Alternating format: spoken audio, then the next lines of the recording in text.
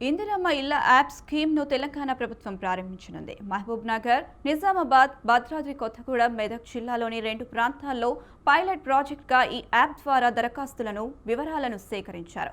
ఈ ప్రక్రియలో ఎలాంటి ఇబ్బందులు తలెత్తకపోవడంతో అధికారికంగా ప్రారంభించేందుకు ఏర్పాట్లు చేస్తున్నారు. రేపు సచివాలయంలో ఈ యాప్ను ముఖ్యమంత్రి రేవంత్ రెడ్డి, మంత్రి పొంగులేటి శ్రీనివాస్ రెడ్డి ప్రారంభించనున్నారు. ఏడాది ప్రజాపాలన ఉత్సవంలో భాగంగా ఇందిరమ్మ గృహ నిర్మాణ పథకాన్ని ప్రారంభించాలని ప్రభుత్వం యోచిస్తుంది. ఇందిరమ్మ ఇళ్ల యాప్ను సీఎం ఆవిష్కరించిన తర్వాత రాష్ట్రంలో ఇందిరమ్మ ఇళ్ల పథకానికి లబ్ధిదారుల ఎంపిక ప్రక్రియ వేగవంతం కానుంది. ఈ యాప్లో దరఖాస్తుల పేరు, ఆధార్ నెంబర్, ఆ వ్యక్తికి సొంత భూమి ఉందా లాంటి 30 నుంచి 35 ప్రశ్నలు ఉంటాయి.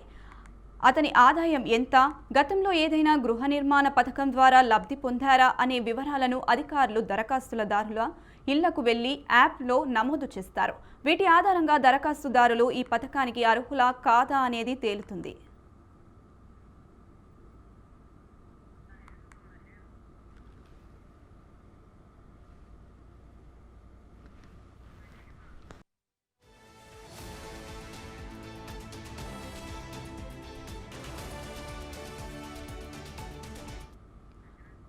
మొదటి దశలో సొంత భూమి ఉన్న పేదలకు ప్రభుత్వం ఇందిరమ్మ ఇళ్లను మంజూరు చేయనుంది.